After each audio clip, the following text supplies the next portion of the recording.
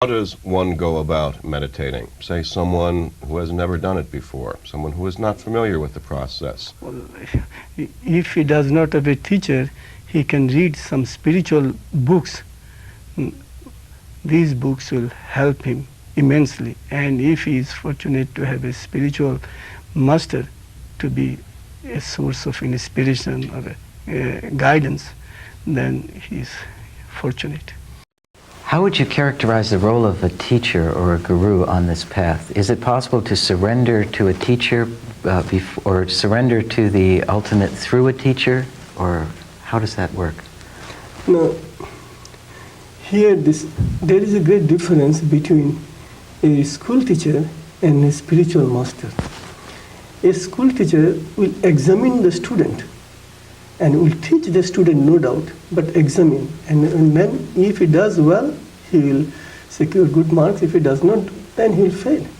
But a spiritual master will always play the role of a private tutor. He will teach the student privately and secretly, untiringly, unreservedly. And then he will say, now stand before ignorance see. Ignorance will examine you, taste you, tempt you. You have to be the conqueror of ignorance. So here, the spiritual master is a private tutor. He will illumine the student privately through his inner meditation, inner light, and then will say, now my child, go and face ignorance and conquer ignorance. So this is the difference between a school teacher and a spiritual master. And also real spiritual master will tell his students, his disciples, that he is not the master. The real master is God. He is only a representative.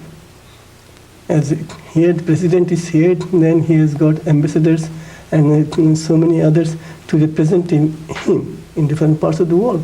So here, God, the Absolute Supreme, has these spiritual masters as his representatives for those who are willing to be in their boards. Say, I happen to be a teacher, spiritually.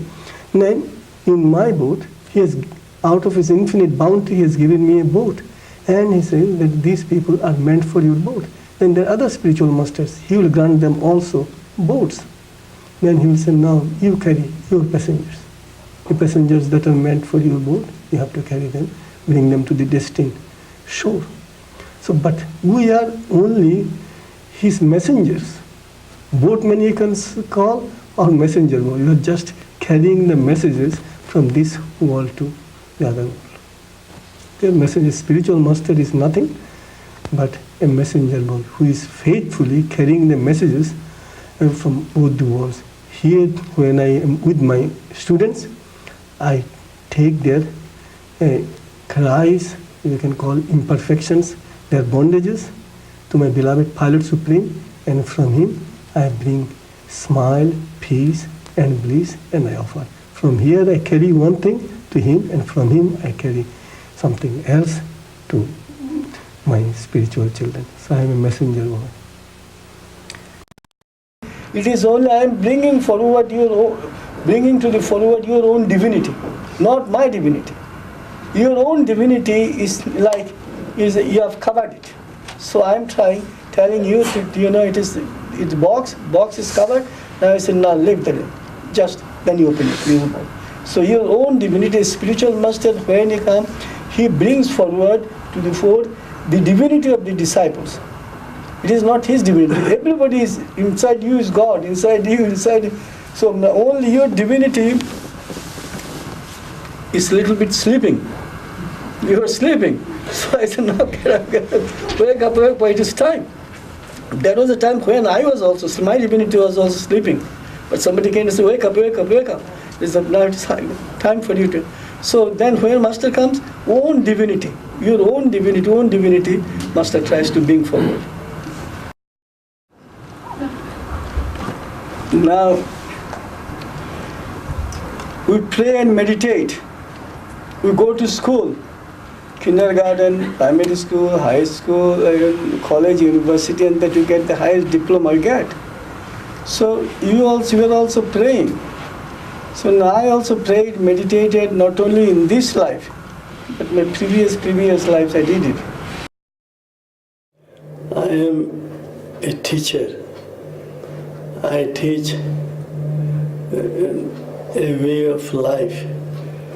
It is not religion, and it is a way of prayers and meditations. So Guru means teacher, as we have teachers in the school. So here also we call the term Guru, one who teaches people how to pray. Well, I have students over 60 or 70 countries, and they are very kind to me, and I also try to be kind to them. They are very, very devoted to me, and I tell them, I am not the Guru, I am not the Guru. There is only one Guru, and that Guru is God Himself.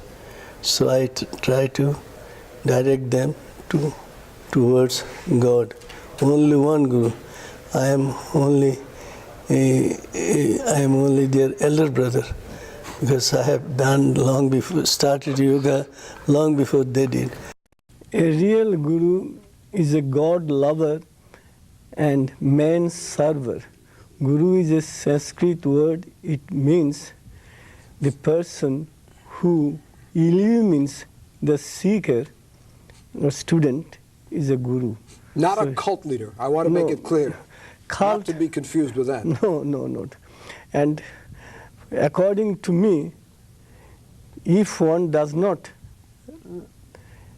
follow the same way I live, yes, then I'm accused of being a cultist. Yes. The world is like that. I have to do exactly the same way you do everything. Then I'm in your boat. Then I don't follow any cult. But if I do not see eye to eye with you, yes, in anything, then I belong to a cult. And of course you embrace people of all religions. Yes, I am for all. It is like I'm like a tree. Our life tree has so many branches. Mm-hmm. So you are a branch, I am a branch, and he is a branch. Everybody represents a branch. But the life tree, it is our eternity's aspiration cry. We are growing up. The relationship between a guru and a disciple, Sri Chinmoy, is not fundamentally a Western model. How much adaptation is needed on both sides, on the side of the guru, but also on the side of a Western disciple? Well, it is a matter of love.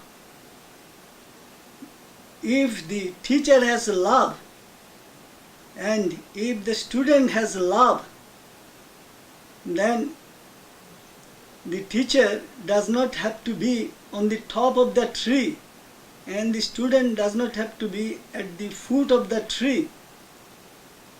If the teacher has genuine love for the student, then he will come down and be with the student at the foot of the tree, and also the love, affection, devotion and concern that the teacher will have from his student will enable the teacher to bring the student up highest, the topmost branch of the life tree or spiritual tree.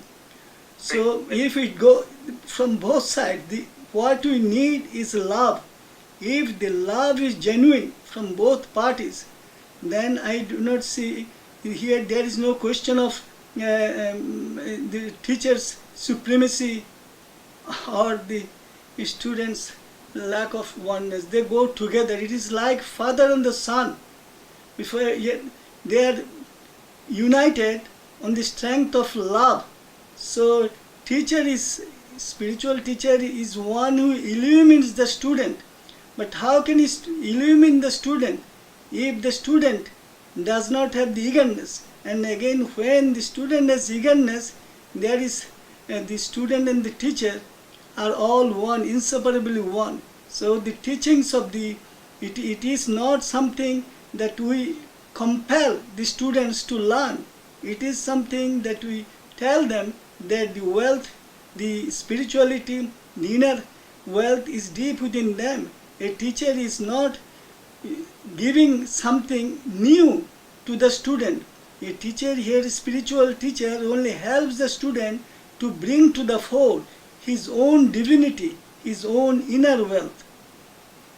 Sri Chinmoy, thank you very much indeed for staying and taking our call today. Thank you, sir. Sri Chinmoy there in New York.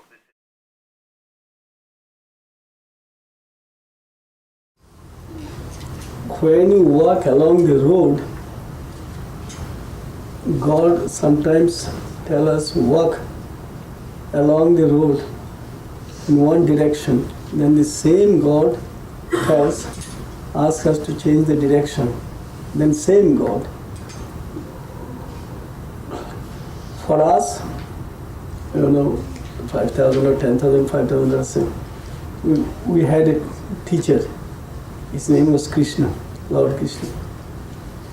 He taught the world in one specific way. Then Lord Buddha came, he taught in a different way. Goal is the one. Then the Savior Christ came. Now each one showed a different way to reach the same destination. Rome is one place. Vatican is one place. But there are so many ways to come to the Vatican, to come to Rome. So now, if each individual has to make a choice whether he will walk along this way or take the taxi or some other means to come to Rome, to Vatican, it is up to him. Then if there are roads, there are ways, the individual has to make the choice. But if one says, no, this is the only way, then what about other roads which are also equally good? Then to come back to your point, some spiritual masters have such love, you can say respect, love is the right word, have come to their devotees, spiritual masters who are in the physical, devotees have come during the sleep.